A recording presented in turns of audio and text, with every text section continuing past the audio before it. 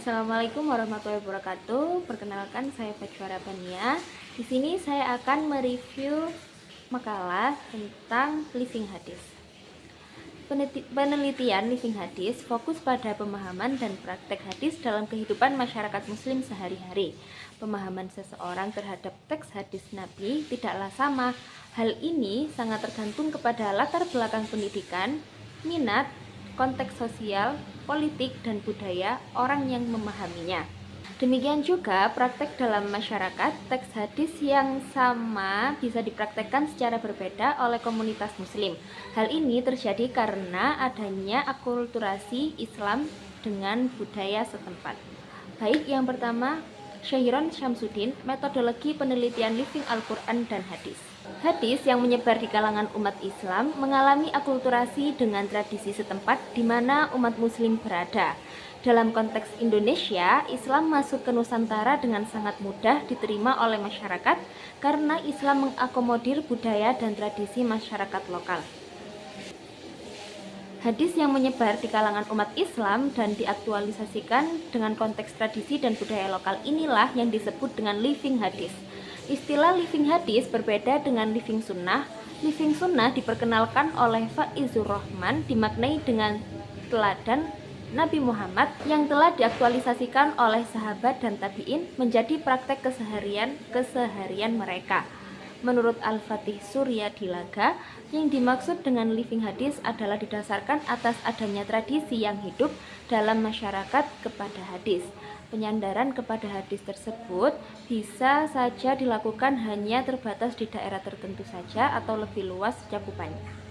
Ada 3 model variasi living hadis, yaitu tradisi tulis, tradisi lisan, dan tradisi praktek.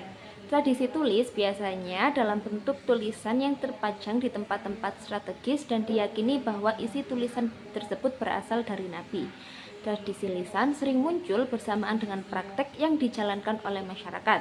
Misalnya, tradisi di beberapa pesantren melaksanakan sholat subuh pada hari Jumat lebih panjang daripada biasanya karena ada tradisi membaca surat Al-Kahfi dan sebagainya. Berikutnya yaitu pendekatan dalam penelitian living hadis. Yang pertama yaitu pendekatan sejarah. Metode sejarah digunakan untuk mengamati proses sosial budaya berdasarkan alur waktu. Metode ini digunakan untuk menguji otentitas atau validalitas sumber dokumen baik dari segi sanad maupun matan hadis. Secara pendekatan historis, hadis tersebut dapat diuji otentisitasnya, apakah memang benar-benar berasal dari Nabi atau bukan. Yang kedua yaitu pendekatan sosiologi dan antropologi. Pendekatan sosiologi mengkaji praktek-praktek keagamaan untuk membuktikan hubungan dengan interaksi, struktur, ideologi, kelas, dan perbedaan kelompok yang dengan ini semua masyarakat bisa terbentuk. Objek penelitian agama dalam pendekatan sosiologi adalah kelompok dan lembaga keagamaan, baik dalam pembentukannya, kegiatan, pemeliharaan, dan juga pembubarannya. Perilaku individu dalam kelompok tersebut yang mempengaruhi status keagamaan dan perilaku dalam satu kelompok tersebut. Yang ketiga yakni pendekatan fenomenologi, artinya mengkaji agama secara filosofis dan teologis, tetapi agama sebagai fenomena empiris yang mendasari setiap fakta religius. Dan yang keempat yaitu pendekatan hermeneutik. Pendekatan ini mengkaji tentang cara pembaca memahami teks yang dimaksud oleh pengarang karena adanya perbedaan waktu, tempat, dan konteks latar belakang sosial budaya yang berbeda antara pengarang dan pembaca yang memunculkan pluralitas pemahaman terhadap suatu hadis. Nah, yang kedua, Faizur Rahman, Islamic Methodology in History, India, Adam Publisher and Distribution. Dalam pandangan Rahman, hadis yang secara harfiah atau leksikal berarti cerita, penuturan, atau laporan adalah sebuah narasi yang bertujuan memberikan informasi tidak hanya tentang apa yang dikatakan Nabi, dilakukan dan disetujui atau tidak disetujui beliau, juga informasi yang sama mengenai para sahabat dan lebih khusus lagi keempat khalifah yang sangat berpengaruh dalam hadis Nabi. Konsep sunnah Nabi berarti memberikan sebuah teladan agar diikuti oleh orang-orang lain, sehingga praktik orang-orang Arab sebelum Islam tidak dapat dijadikan sebagai makna normatif. Setelah Nabi wafat, hadis adalah sebuah sarana penyebaran sunnah Nabi yang mempunyai tujuan praktis, yakni sesuatu yang dapat menciptakan dan dapat dikembangkan menjadi suatu praktek aktual sebuah masyarakat muslim. Oleh karenanya, hadis secara bebas ditafsirkan oleh para penguasa dan hakim sesuai dengan situasi maupun kondisi yang mereka hadapi, dan akhirnya terciptalah apa yang disebut sebagai sunnah yang hidup atau living hadis. Yang ketiga, Muhammad Syuhudi Ismail, hadis Nabi yang tekstual dan kontekstual. Telaah Ma'ani al-Hadis tentang ajaran Islam yang universal, temporal, dan lokal.